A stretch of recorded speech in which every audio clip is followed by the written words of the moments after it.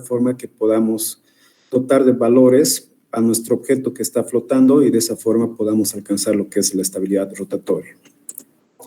Entonces vamos a empezar con lo que es el desarrollo de estas ecuaciones y para ello empezamos con esta gráfica en la cual nos está mostrando un objeto que tiene una sección cuadrada. Este objeto de sección cuadrada está flotando en un fluido donde esta línea celeste nos está mostrando lo que es la superficie libre o el pelo de agua. Por algún motivo, este cuerpo que estaba en estabilidad ha sufrido un golpe o algo y ha empezado a rotar hacia el lado derecho. Entonces, lo que ha pasado es de que ha habido algunos cambios. Inicialmente, lo que ha pasado es de que teníamos nuestro centro de bollamiento sobre lo que es el eje de simetría de nuestro cuerpo en estabilidad rotatoria. Pero debido a que se ha movido, ha rotado, este centro de bollamiento se ha movido a este punto que le estamos llamando C'. Este C' está distando a una distancia X barra. Luego también tenemos esta línea café, nos está mostrando lo que era el eje de simetría inicial. Tenemos lo que era el centro de gravedad. Tenemos en el punto O, nos está mostrando la intersección del eje de simetría con lo que era la superficie libre. Esta línea café inclinada es la antigua línea de referencia de lo que es la superficie libre. Entonces, este cuerpo ha rotado y también ha rotado con un ángulo alfa. Este ángulo alfa se repite acá, en esta partecita de acá, y también se repite en lo que es la intersección de esta línea café diagonal con lo que es nuestro pelo de agua. Entonces, hay algunos valores que vamos a ir desarrollando, por ejemplo, que es este pequeño volumen que se está generando acá, lo que es este punto, etc. Entonces, este cuerpo tiene un espesor igual a L minúscula, y el metacentro lo hemos definido como la intersección de la nueva línea de fuerza, de empuje en el punto C y el eje de simetría. Es decir, les he dicho de que el centro de bollamiento se ha movido porque hay un nuevo volumen desplazado, entonces su punto de aplicación es este C'. Entonces, a partir de este C', nosotros trazamos una línea vertical y esa línea vertical tiene que cruzar a lo que es el eje de simetría.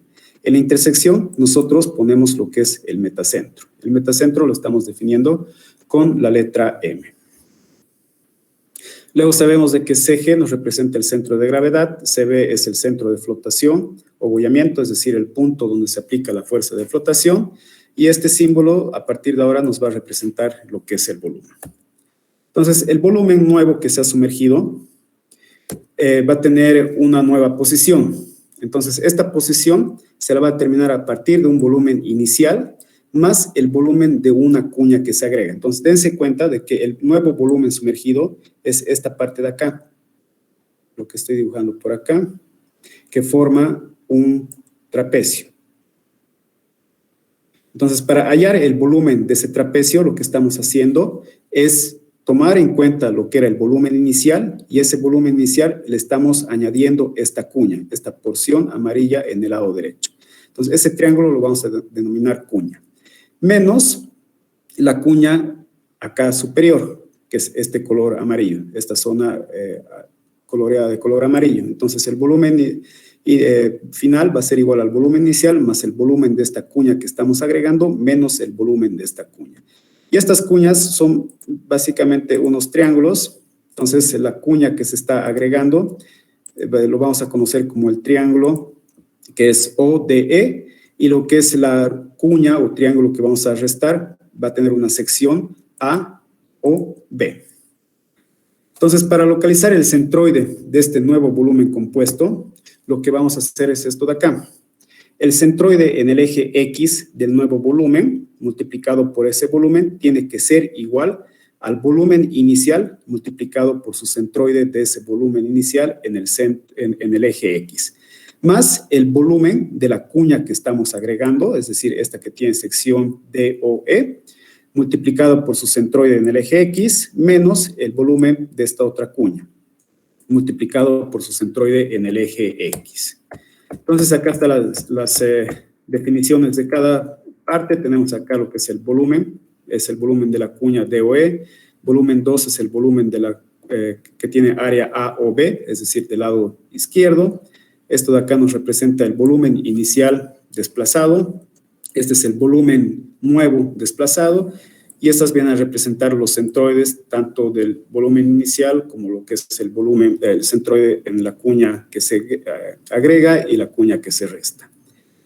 Entonces, para simplificar esto, lo que vamos a hacer es que omitimos esta parte de acá y lo que vamos a tener de esta ecuación es de que el centroide del nuevo volumen multiplicado por ese volumen va a ser simplemente igual a la diferencia del producto del volumen del triángulo del lado derecho multiplicado por su centroide en el eje X menos el volumen del triángulo del lado izquierdo multiplicado por su centroide.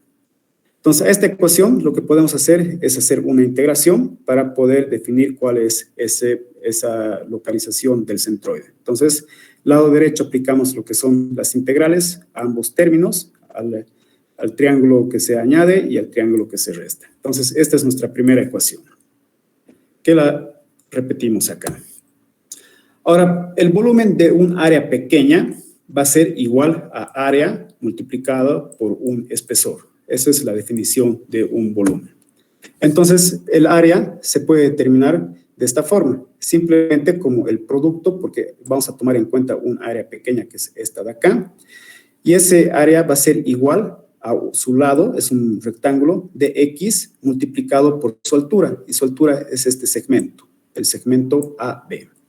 Entonces, ese es el área de ese pequeño volumen. También podemos hacer uso de lo que es los ángulos que nos están proporcionando acá, y podemos decir de que la tangente del ángulo alfa, ojo, aquí está el ángulo alfa, entonces el lado opuesto, es decir, el ángulo opuesto va a ser el mismo valor, entonces tangente de alfa va a ser igual al negativo del cateto opuesto, es decir, AB, dividido entre todo el cateto adyacente, que es X. Entonces, acá tenemos nuestro sistema de coordenadas, sabemos que por acá es positivo, por acá positivo, y por acá negativo, y acá negativo. Entonces, estamos en este cuadrante, entonces, por lo tanto, la tangente de este ángulo alfa va a ser igual al negativo de este cateto opuesto AB, segmento AB, dividido entre todo lo que es su longitud, que es X. De esta ecuación de tangente de alfa, lo que vamos a hacer es despejar el segmento AB. El segmento AB va a ser igual al producto del negativo de X por tangente de alfa.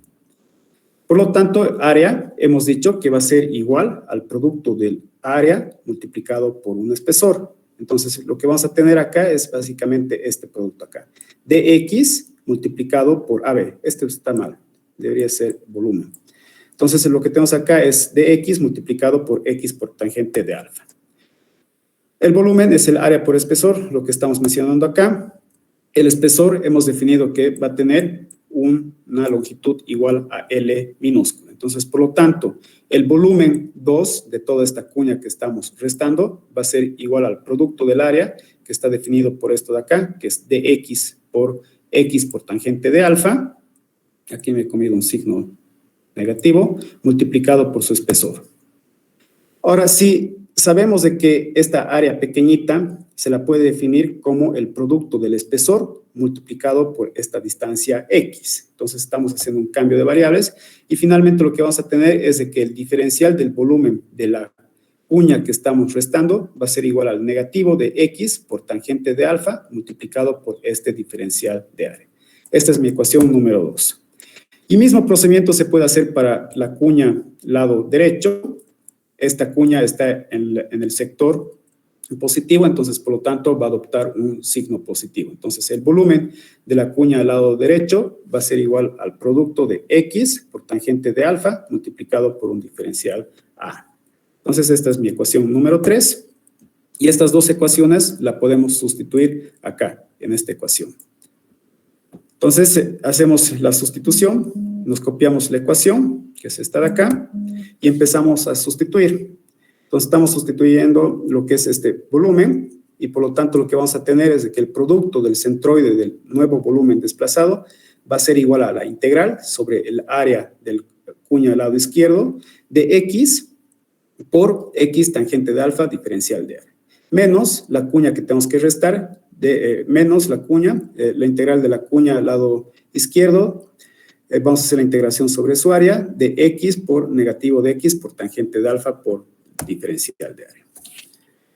Desarrollamos Acá tenemos un producto de menos por menos, entonces por lo tanto adopta un signo positivo. Tangente de alfa es una constante, entonces puede salir fuera del símbolo de integración. Entonces vamos a tener que el producto del centroide del nuevo volumen desplazado por ese volumen es igual a tangente de alfa de la integral sobre el área 1 de x al cuadrado, estamos multiplicando x por x, de dA, más tangente de alfa multiplicado por la integral sobre el área 2 de x cuadrado por dA. Podemos factorizar y lo que vamos a tener es de que finalmente esta ecuación se la puede escribir de esta forma, que x barra multiplicado por el nuevo volumen desplazado es igual a tangente de alfa de la integral de toda una área de x al cuadrado por dA. Entonces, esta es la ecuación número 4. Y ahora hacemos uso de esta definición, que del segundo momento de inercia, el área al nivel de la línea de flotación en torno a un eje que pasa por O. Voy a borrar toda esta maraña. Acá tenemos el punto O. Este es el punto O. Entonces, lo que vamos a hacer es aplicar el segundo momento de inercia que va a pasar por la línea de flotación que intersecta el punto O.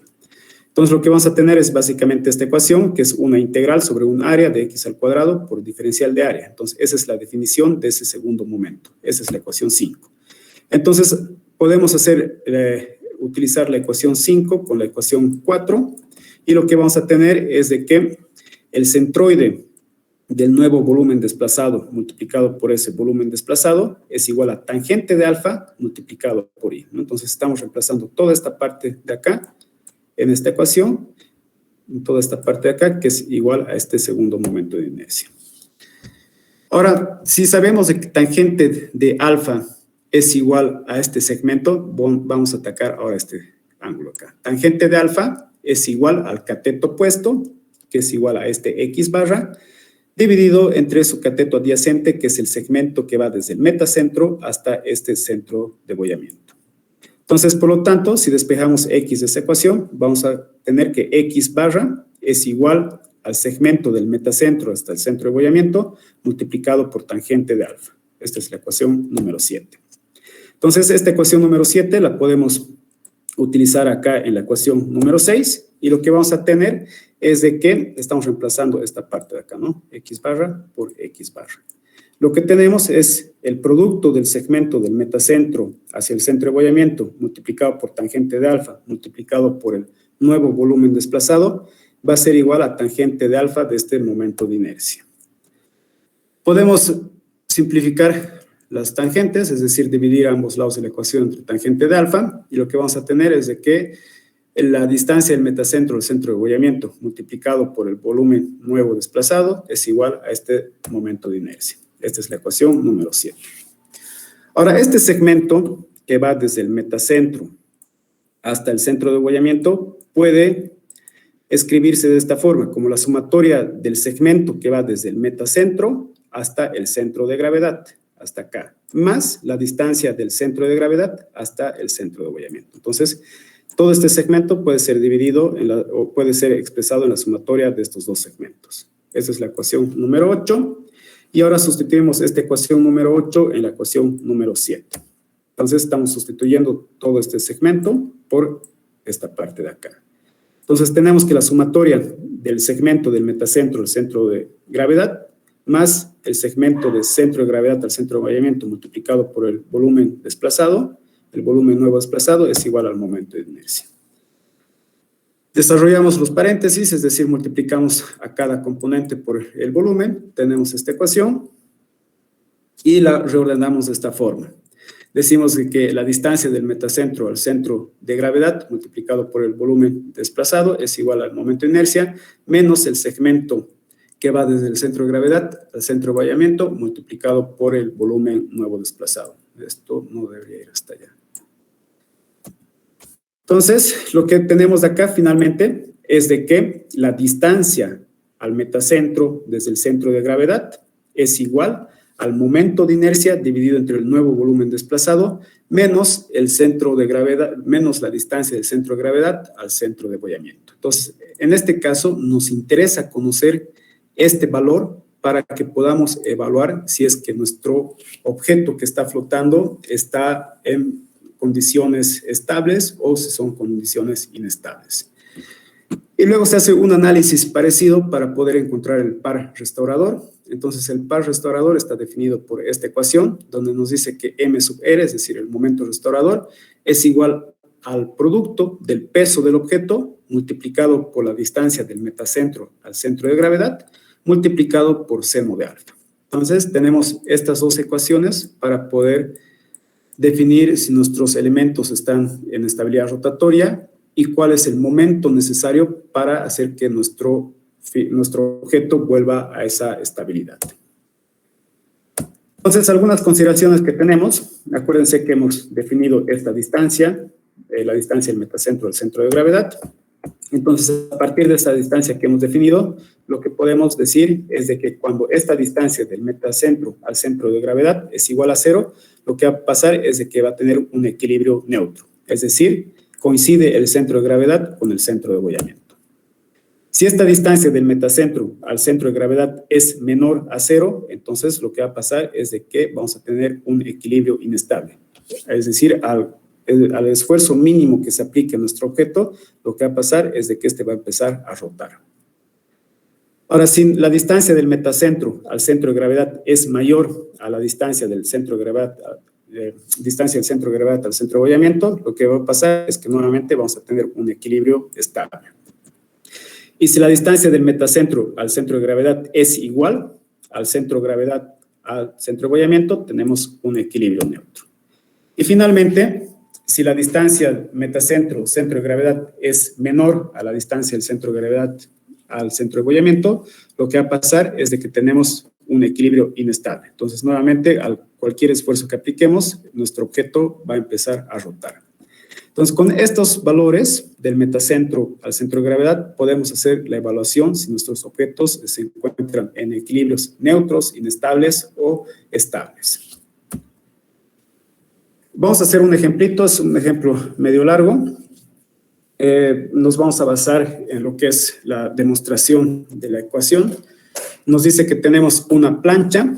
Esta plancha tiene una base rectangular y tiene dimensiones de largo por base por altura, donde el largo es 80 pies, la base 20 pies, y no nos dan el valor de h. Entonces, si miramos acá la figurita, lo que tenemos B corresponde a esta parte de acá, esta distancia, que es igual a 20 pies. H no conocemos, que es la altura, y en profundidad tenemos lo que es L, que es igual a 80 pies. Este objeto, esta plancha, tiene un peso igual a W, donde W es igual a 440,000 libras. Su centro de gravedad se encuentra a una altura H por encima del pelo de agua. Entonces, esta línea celeste nos está representando lo que es la superficie libre o pelo de agua.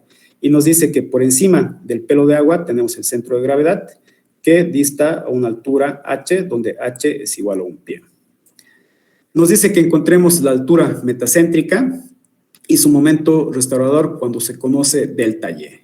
Y delta Y es igual a 1 pie, y cuando hagamos el desarrollo del ejercicio les voy a indicar qué es delta Y. Y también nos dan como dato adicional lo que es el peso específico del agua en el sistema inglés, unidades en el sistema inglés, que es de 62.5 libras sobre pie cúbico. Entonces tenemos nuestro objeto, lo hacemos rotar, y lo que está pasando es de que en nuestro eje de simetría también rota, nuestro centro de gravedad rota con lo que es el eje de simetría, tenemos el antiguo centro de abollamiento, tenemos el nuevo centro de abollamiento que lo denominamos C', la intersección vertical desde el punto C' hasta el eje de simetría nos da lo que es el punto del metacentro. Tenemos lo que es el ángulo que se inclina, que es alfa, alfa se repite acá y se repite acá. Y delta Y es justamente esta distancia de acá. Esta distancia es delta y delta Y es igual a 1 pie. Y ese delta Y también se repite acá porque son triángulos opuestos. Entonces, por lo tanto, esta parte de acá es igual a delta Y. Entonces, también me he olvidado definir lo que tenemos en las condiciones iniciales, es de que tenemos por debajo de lo que es la superficie libre hasta el fondo, hasta la parte inferior de nuestro objeto, hay una altura h sub s. Entonces, esa altura h sub s se repite acá, ¿no? Porque esta línea café es la antigua línea de flotación, entonces desde la antigua línea de flotación hasta la base de nuestro objeto se repite la distancia h sub s, que es esta, y se repite también obviamente acá. ¿No? Y también tenemos definido ciertos puntos, tenemos el punto A, el punto B acá, el punto C, el punto D, el punto E y el punto F, y acá en lo que es el centro tenemos el punto O.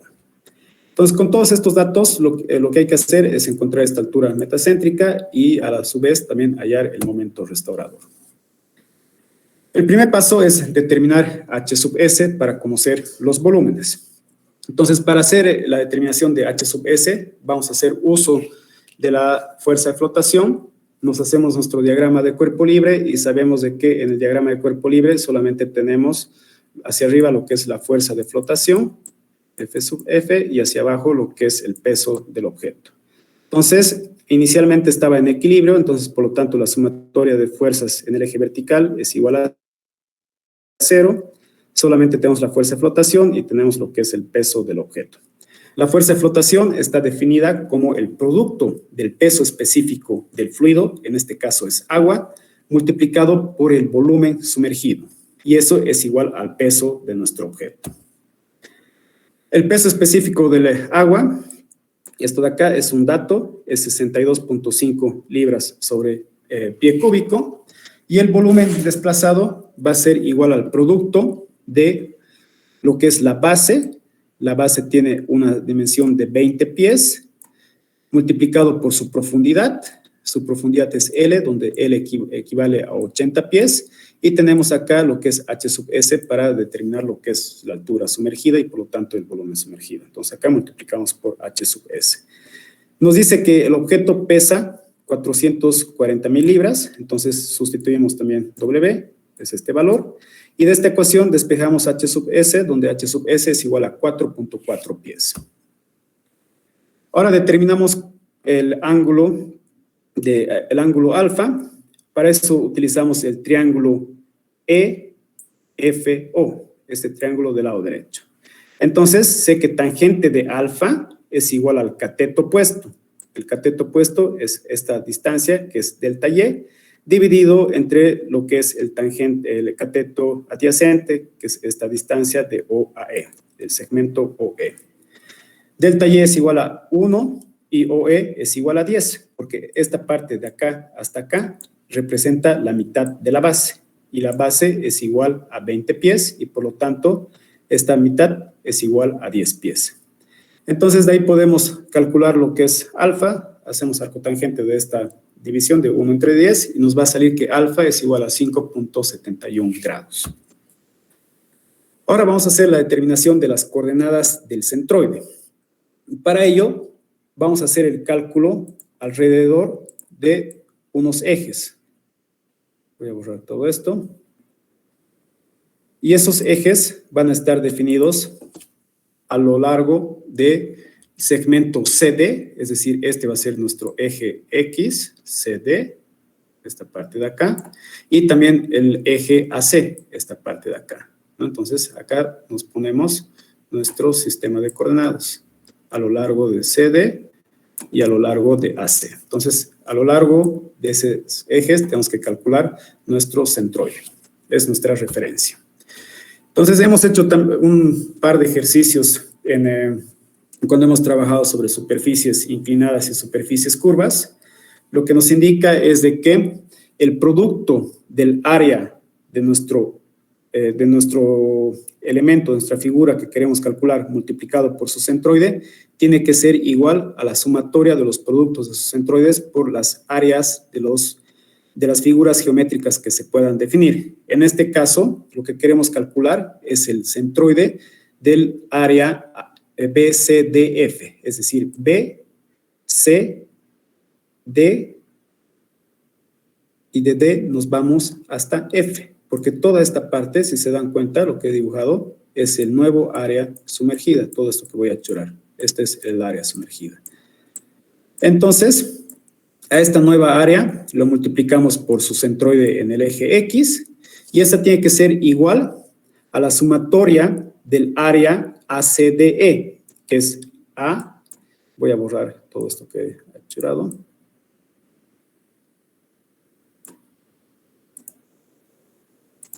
Es decir, del área inicial, que es A, hasta C, luego hasta D, y de ahí nos vamos hasta E. Es un rectángulo.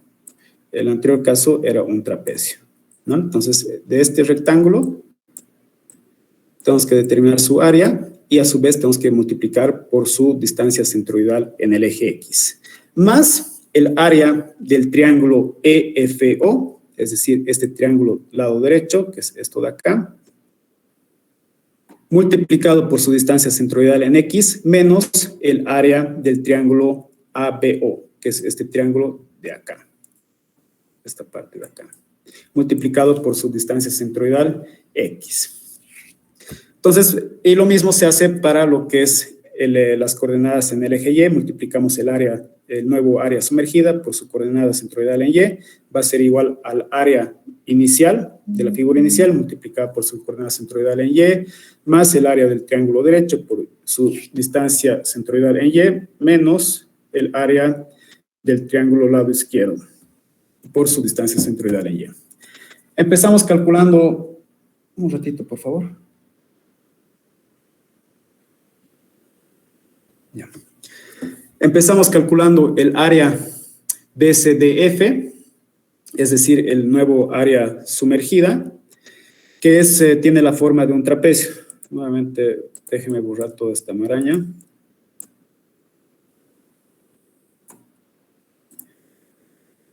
Entonces, estamos calculando el área BCDF,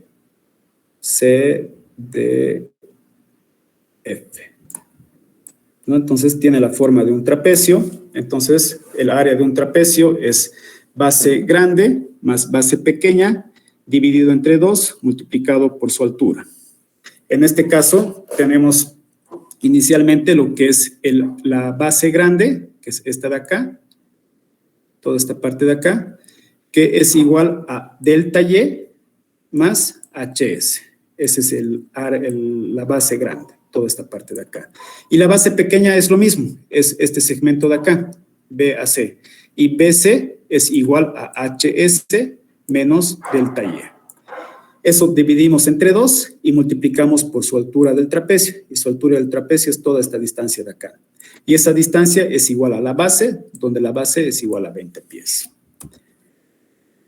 Reemplazamos los valores. H sub S es igual a 4.4, lo hemos determinado acá. Delta Y es igual a 1. Hacemos lo mismo acá, reemplazamos H sub S, es 4.4, restamos delta Y, que es igual a 1, todo eso dividimos entre 2 y multiplicamos por B mayúscula, que es 20 pies.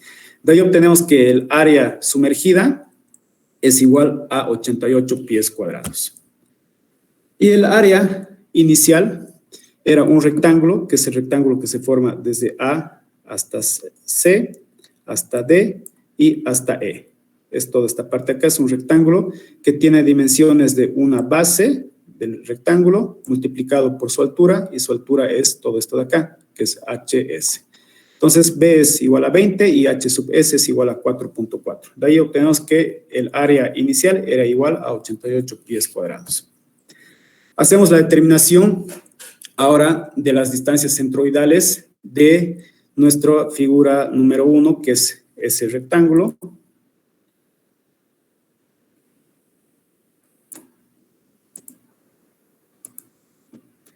Este rectángulo que formamos acá, ¿no? Entonces es un rectángulo. Entonces su distancia centroidal, acuérdense que lo vamos a obtener a partir de los ejes CD y del eje A, ¿no? Que pasaba por acá y que pasaba por acá, ¿no? Entonces, de ese rectángulo, su centroide justamente va a estar a B medios, porque de C a D es igual a B.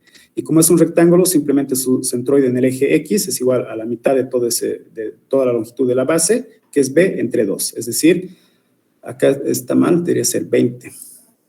20 entre 2 es igual a 10, ¿no? Porque B es igual a 20, ¿no? Entonces ahí yo me confundí, le he puesto 80. Entonces 20 entre 2 es igual a 10 pies. Y lo mismo para su distancia centroidal en el eje Y. Simplemente como es un rectángulo, va a estar a la mitad de su altura total. Y su altura total es h sub s.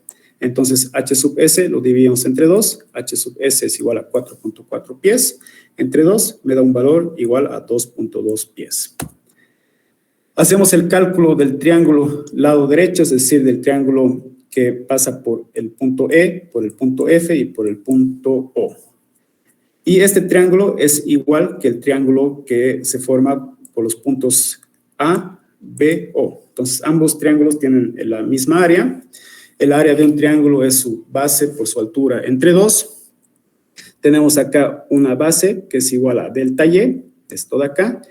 Y su otra base es esta longitud de acá, que es justamente B medios. Eso entre 2. Y lo que vamos a tener es que delta Y es igual a 1 pie, B entre 2 es igual a 10 pies, y eso dividimos entre 2. Y así obtenemos el área de acá, que es igual a 5 pies cuadrados. Ahora calculamos la distancia centroidal en el punto 2 para el triángulo número 2, que es este triángulo, lado derecho. Entonces, su distancia centroidal más o menos va a estar por acá, en el eje X. Entonces, desde nuestros ejes de referencia, que era el eje CD y el eje AC, tiene acá su 0, ¿no ven? Entonces, desde este 0 hasta este punto en el eje X, tenemos primeramente esta distancia, que es igual a B medios, más 2/3 de este otro segmento. 2/3 de B medios. B medios es igual a 10, más 2/3 multiplicado nuevamente por B medios, donde B medios es igual a 10. Así obtenemos que la distancia centroidal para el triángulo lado derecho es igual a 16.67 a partir de este punto. Hacemos mismo criterio o mismo análisis para su distancia centroidal en el eje Y para el triángulo lado derecho. Entonces, lo que va a pasar es que su centroide está por acá.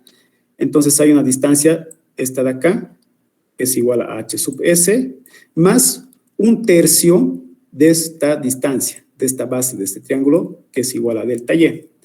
Entonces, sabemos que h sub s es igual a 4.4 pies. Eso más, lo sumamos el tercio multiplicado por delta Y, que es 1/3. Y de ahí obtenemos que su distancia centroidal en el eje Y es igual a 4.73 pies. Ahora pasamos al triángulo que se forma en el lado izquierdo. Y nuevamente, acuérdense, siempre estamos trabajando con este sistema de coordenadas, eje CD y eje AC. Entonces, su centroide más o menos de este triángulo está por acá, donde es puesto ese puntito. Y desde el punto C, en el eje X, esa distancia es más o menos 1/3 de toda esta base. Y esa base, pues esa base es igual a B medios. Entonces, tenemos 1/3 multiplicado por 10. Eso me da un valor de una distancia centroidal para el triángulo lado izquierdo de 3.33 pies.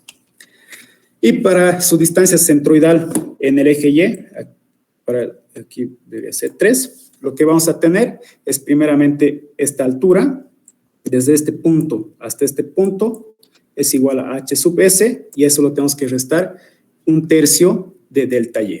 Entonces, ahí obtenemos que la distancia centroidal en el eje Y es igual a 4.067 pies. Tenemos todos los puntos, entonces podemos hacer uso de ambas ecuaciones para el eje X y para el eje Y, ¿no? Entonces, tenemos las áreas de ambos polígonos, del trapecio, del rectángulo, sus distancias centroidales, y las únicas incógnitas que tenemos son sus coordenadas centroidales de la nueva área sumergida en X y en Y.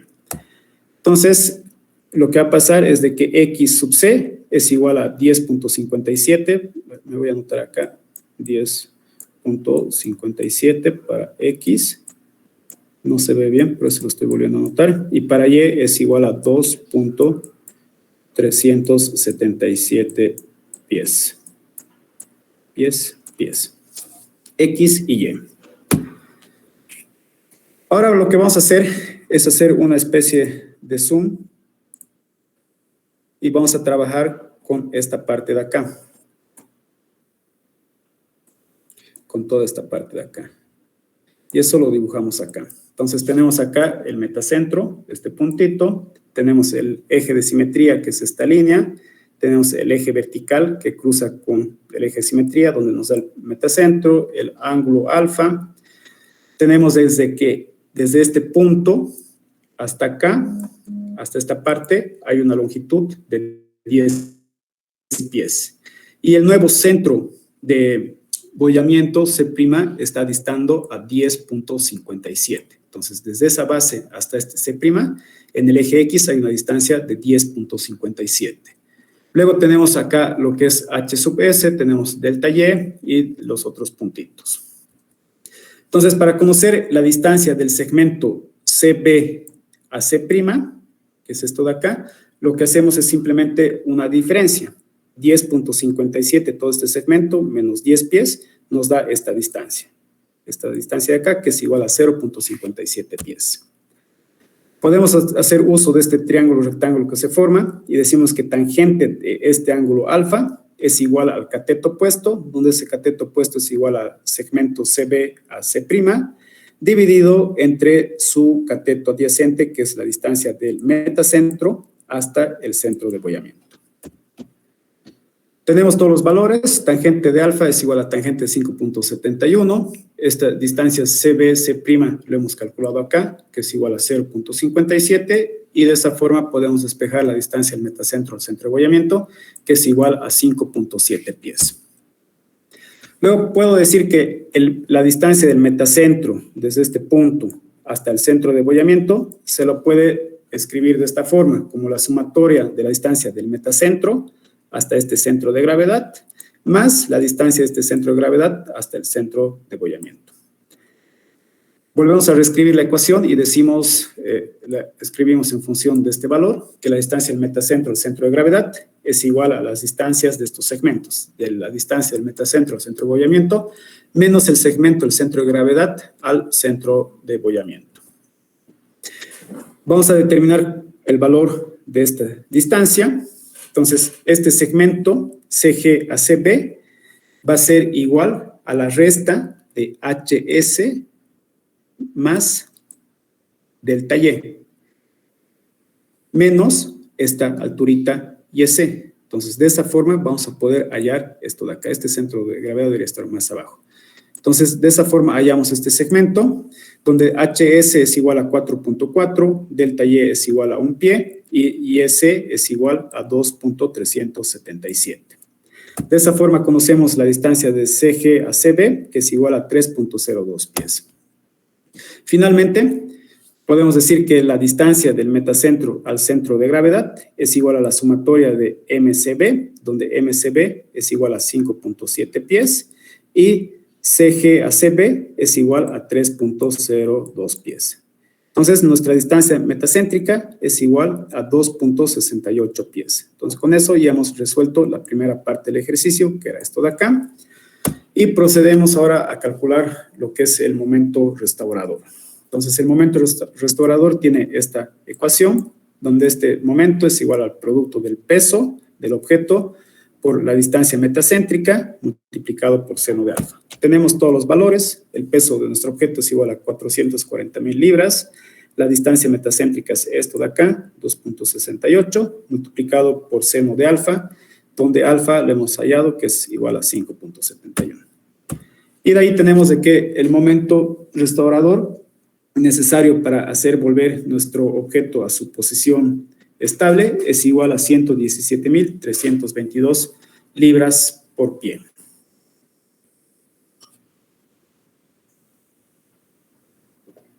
¿Tienen alguna pregunta?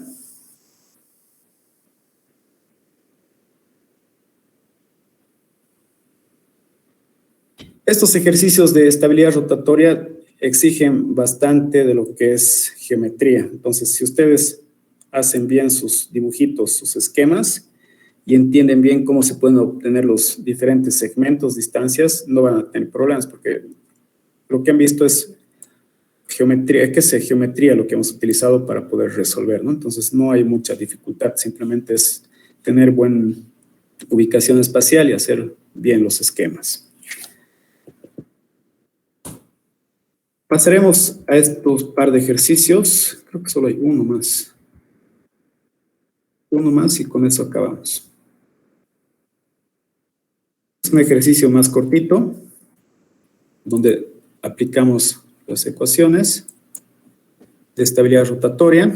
Nos dice que tenemos un cilindro. Este cilindro está hecho de un material que tiene un peso específico gamma sub m, donde gamma sub m es igual a 9000 newtons sobre metro cúbico. El cilindro, como pueden ver, tiene un diámetro igual a 0.3 metros y tiene una altura total igual a h, donde h es igual a 0.4 metros. Ahora nos dicen que agarramos este cilindro y lo ponemos en un fluido que tiene una densidad relativa S, que es igual a 1.25. Nuestra pregunta es, ¿este cilindro va a flotar con sus extremos en paralelo al eje horizontal? Entonces acá tenemos sus extremos y este extremo está paralelo a lo que es la superficie libre. Entonces, ¿es estable? ¿Va a flotar de esta forma? Es nuestra pregunta.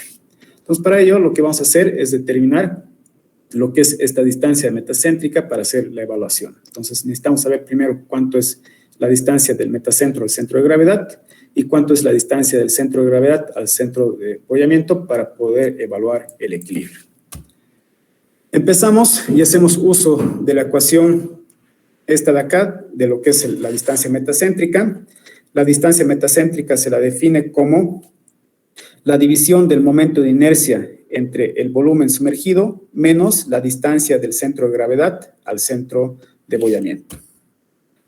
Pasamos a calcular lo que es el momento de inercia. El momento de inercia es igual, para esta figura, es igual a pi por radio a la cuarta entre 4.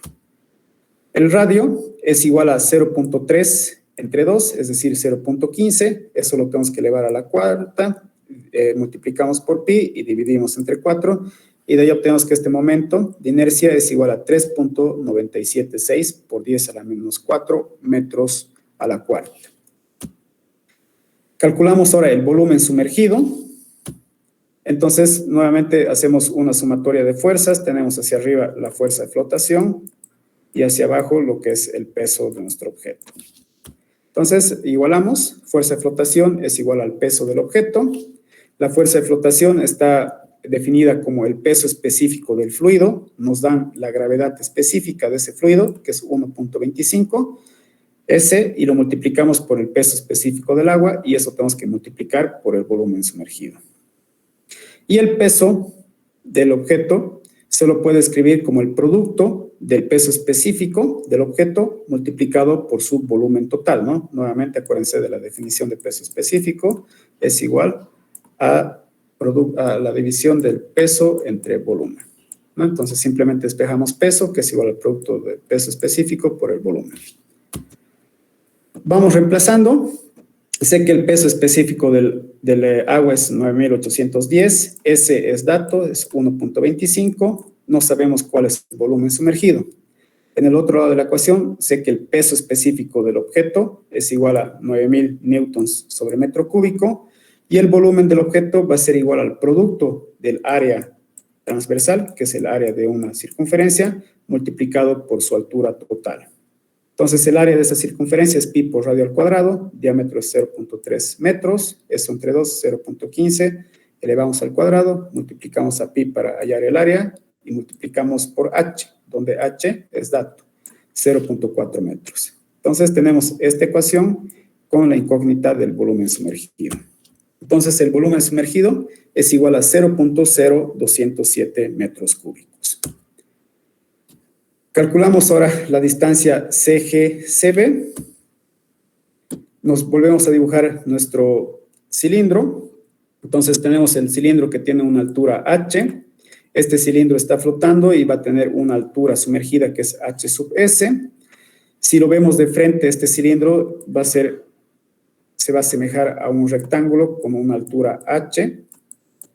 Y para este rectángulo, su centroide va a estar justamente ubicado aquí a la mitad de la altura. Entonces, este centroide está ubicado aquí a h medios, la altura total de nuestro objeto. Y lo mismo para lo que es el volumen sumergido o el área sumergida. Lo que va a pasar es que vamos a tener por acá más o menos la porción sumergida que tiene una altura, perdón, estoy chueco. Esto es una altura h sub s. Entonces, su centroide de esta parte sumergida va a estar en h sub s entre 2, es centro de abollamiento.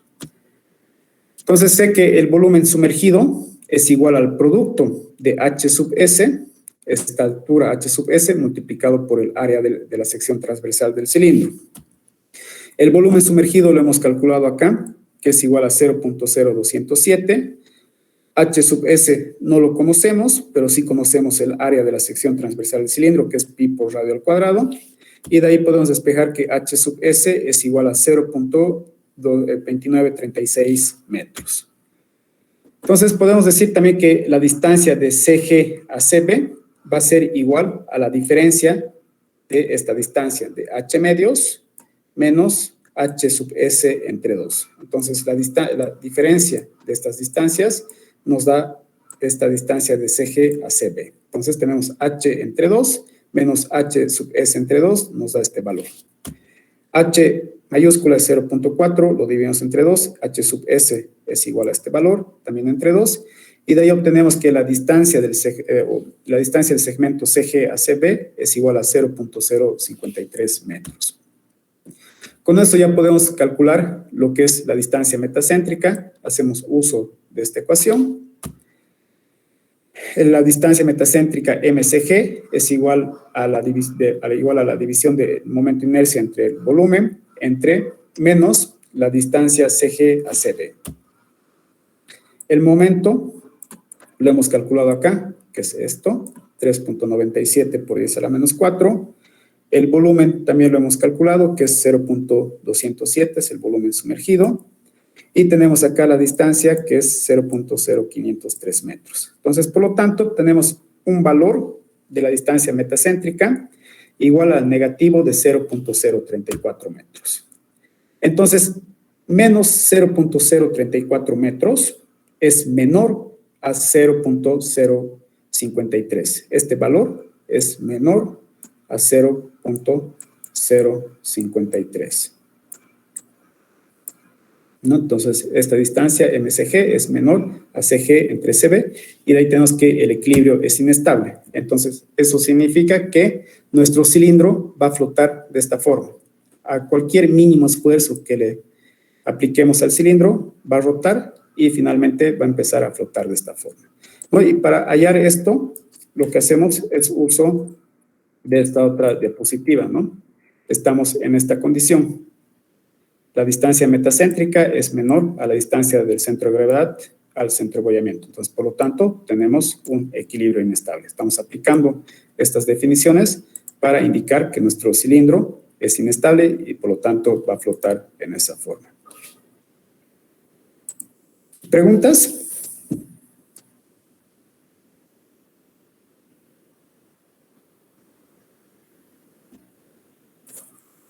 Está claro, señor. Ok, entonces día lunes nos pasamos a lo que es equilibrio relativo. No nos quedan muchas diapositivas. Yo creo que a más tardar el día martes acabamos con todo. Y nuevamente, ¿sí? Perdón, una pregunta. Dime. Al momento de usar la inercia, ¿se utiliza de la figura transversal del objeto? Sí, exacto. Ya estamos utilizando. Está bien, gracias. Ok, no, a vos por preguntar. Les hago recuerdo, ¿no?, de que hemos fijado el examen para el 26 de este mes, ¿no? Entonces, como les indico, el siguiente lunes empezamos la última parte del capítulo. Yo creo que martes va a ser también rápido y el día lunes simplemente va a ser clase de dudas, preguntas y nos vemos el 26 para el examen.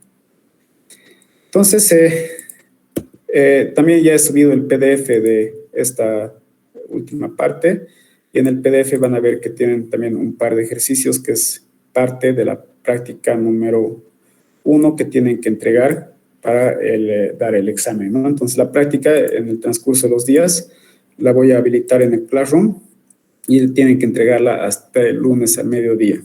Solamente los alumnos que entreguen la práctica están habilitados al examen, por si acaso. Inge, perdón, hasta el lunes 25 sería, o perdón. Sí, lunes 25. Lunes 25, un día antes del examen. Está bien, Inge, gracias. ¿Ya? Ok, muchachos, entonces nos vemos el siguiente lunes. Que tengan Sí. bonita semana. Sí. Disculpa una pregunta, ¿y el examen va a ser presencial, Inge? Ayer ya han preguntado eso. En el transcurso de la siguiente semana, vamos a recibir alguna orden de Javier Caballero que nos indicará pues, si se puede tomar o no presencial.